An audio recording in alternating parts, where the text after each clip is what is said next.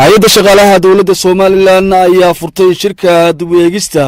qorshaha sanadka 2020 iyo diyaarinta qorshaha sanadka soo socda ee 2021 kaasoo laba maalmo ka socon doona Hotel Ambassador ee magaalada Hargeysa. Shirkan waxa ka soo qayb galay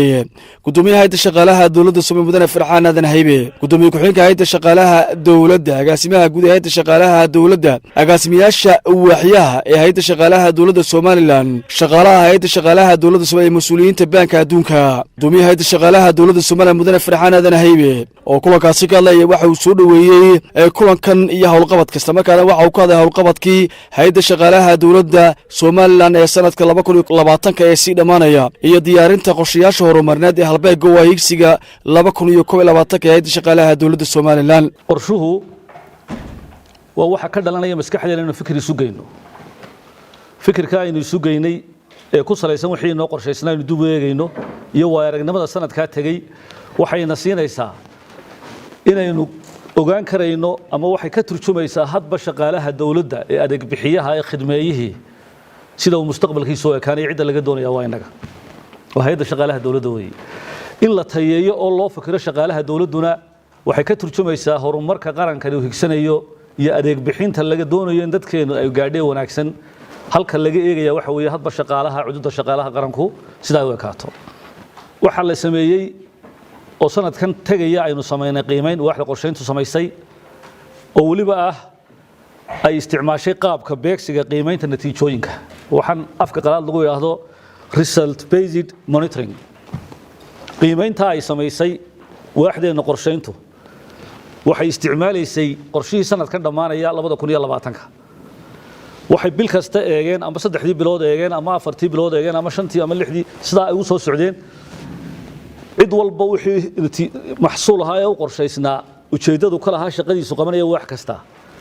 shaqadii ay activities-kii iyo shaqooyinkii qabanaysay iyo maxsuulkii laga doonayay in la gaadhay waxay soo sameeyeen qiimeyntaas horeyso in la wadaagayaan wixii ay arkeen activities-ka iyo shaqooyinkii wax walba iyo xafiis kasta oo qorshaysnaa inuu gaadhay xafiiska aan gaadhin wixii ka gaabtay sababta ay u gaabteen iyo sanadka soo socda inaynu qorshaheennii hore dib u eegno maxaynu cusub aynu soo dari karnaa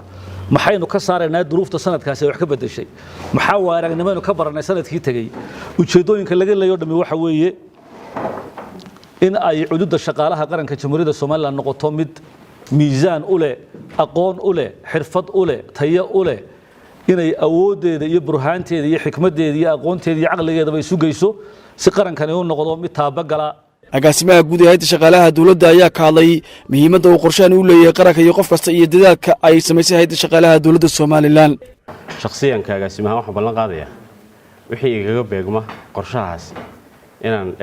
sida ugu dhaqsaha badan leh ugu degdeg badan leh ugu turjumi doono uga jawaabi doono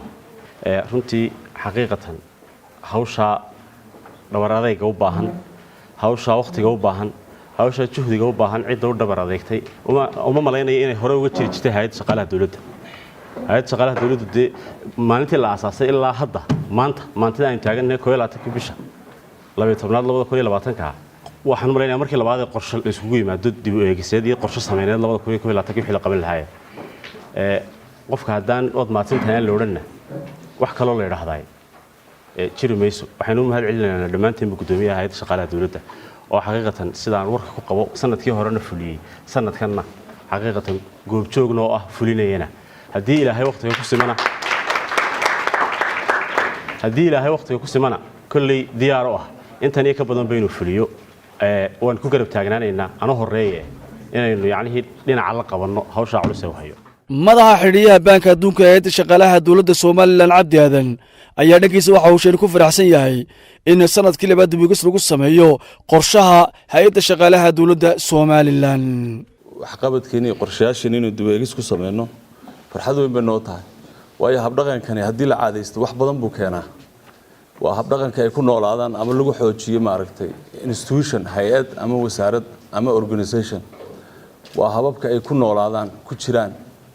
maaragtay institutionada haday dawlad noqonayso iyo haday noqonayso kuwa madax banaanba way fiican tahay laba midba way noogu fiican tahay midda ugu horeysa way noogu fiican tahay inta la istaago la yiraahdo waxaanu qabanay dib u eegno it is good staff iyo shaqaaluhu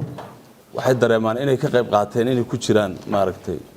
hawsha la qabanayo inay ku jiraan bay dareemaan halkan aad fadhidaa waxaad u joogtaa inaad qorshihii samaysid laakiin markaadan marka hore ka qayb qaadan aadan la socon waxa adag inaad lahaansho dareentid accountability waxaana yidhaahdaan oo dhan ayaa meesha ka baxaysa waxda qorshaynta ee hay'adda shaqaalaha dowladda Somalilan ayaa halkaasi ku soo bandhigtay qorshihii urgalay dhammaanba howlqabadkii hay'adda shaqaalaha dowladdu sidoo kale waxyaha kala duwan hay'adda shaqaalaha dowladda ayaa halkaasi waxay ku falanqeeyeen waxyaabihii ay ka barteen sanadkan iyo diyaargarowga sanadka soo socda islaamana habeen laambad warbaahinta qaranka magaalada Hargeysa.